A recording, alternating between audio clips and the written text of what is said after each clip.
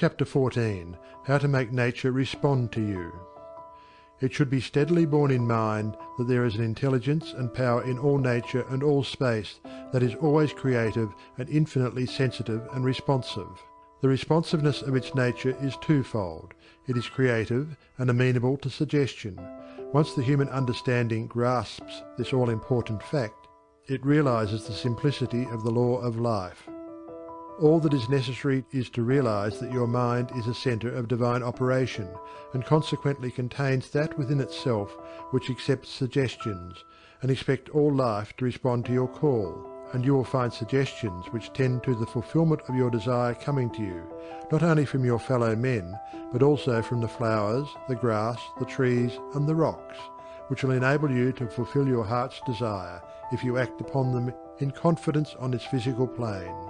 Faith without works is dead, but faith with works sets you absolutely free.